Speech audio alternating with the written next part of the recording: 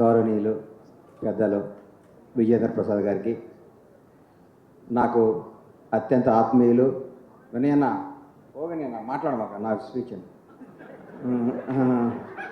నాకు అత్యంత ఆత్మీయులు నా సొంత అన్న వి వినాయక్ గారికి, తమ్ముడు బాబీ గారికి, ఓజు గారికి, మా కోర్టు నిర్మాత నాని గారి సిస్టర్, మాకు కూడా నా సిస్టర్ గారు, అమ్మ నువ్వు మంచి మంచి హిట్లు తీయాలని మనస్ఫూర్తిగా కోరుకుంటున్నాను. అలాగే హీరోకి అందరికీ నా హృదయపూర్వక ధన్యవాదాలు. ఈ ఫంక్షన్కి నేను ఎందుకు వచ్చానంటే నిజంగా కోన గారి కోసం వచ్చాను.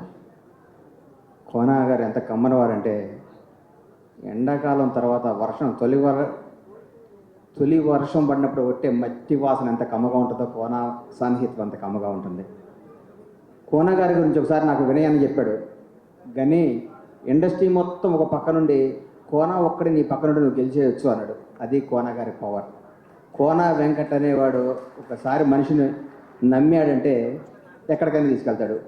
ఈ మధ్యకాలంలో ఒక వ్యక్తి దాదాపు 60 మంది డైరెక్టర్లని ఒక పెద్ద హీరోని ఒప్పించి డైరెక్షన్ ఇప్పించడం అంటే నాట్య జోక్.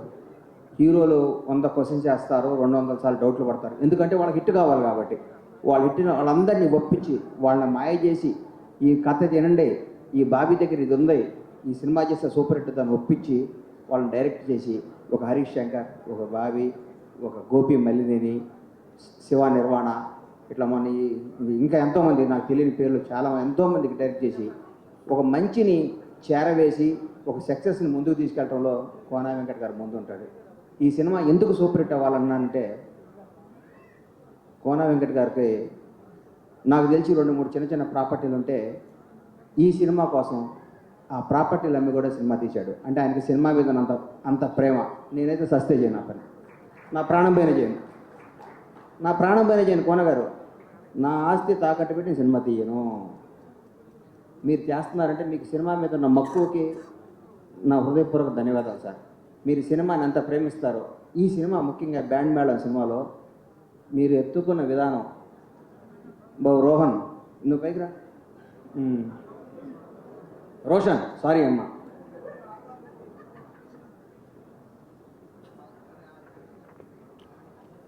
నిజంగా చెప్తున్నా,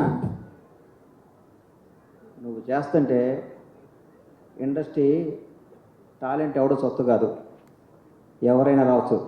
చాగలలో మామూలుగా పుట్టిన కుర్రాడు వి వినాయక్ కావచ్చు, నువ్వు ఎక్కడ పుట్టావో నాకు తెలీదు, నువ్వు ఇంకో నాని అవ్వచ్చు. ఎందుకంటే నాని వాడు కూడా చిన్న స్థాయి నుంచి ఎవడు ఇండస్ట్రీలో ఒక స్టార్ కొడుకు స్టార్ అవ్వడానికి ఎక్కడో రేరు. ఒక రామ్ చరణ్ లాంటి, ఒక మహేష్ బాబు లాంటి జరిగింది. కానీ నిజంగా ఒక స్టార్ డైరెక్టర్ కొడుకులు కానీ నా వారసుడు ఆస్తి ఇచ్చారు కానీ సక్సెస్ ఇచ్చారా విని అన్న ఎవరికన్నా సక్సెస్ అనేది మన చేతులు లేదన్న. నిజంగా నేను చూస్తే అమ్మ నువ్వు నా కొడుకు పెట్టే బాగుంటుంది అనుకున్నాను లోపల. ఇప్పుడే ఇక్కడికి వచ్చిన మన శ్రీ విష్ణు గారికి వెరీ వెరీ హార్టీ వెల్కమ్ చెప్తున్నాము.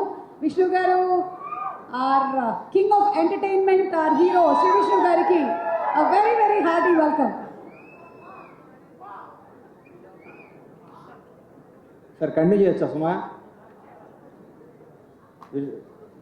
ఈ అబ్బాయి వినేనా, ఈ అబ్బాయి చాలామంది నాకు నిజంగా ముచ్చరేసిందని కుర్ర డ్యాన్స్ చేస్తుంటే. కానీ మీరు కూడా కానీ ఈ అబ్బాయిలో ఫైర్ ఉందన్నారు.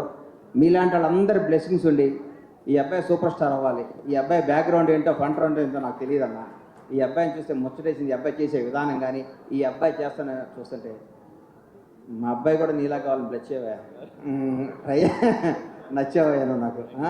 కోన గారు ఈ సినిమా మీకోసం సూపర్ హిట్ అవుద్ది, మీ మంచితనం కోసం సూపర్ హిట్ అవుద్ది.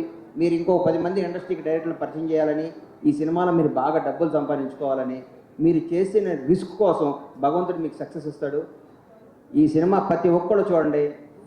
ఈ బ్యాండ్ మేళం బ్లాక్ బస్టర్ అవుతుందని మనస్ఫూర్తిగా అవ్వాలని కోరుకుంటూ సెలవు తీసుకుంటాం.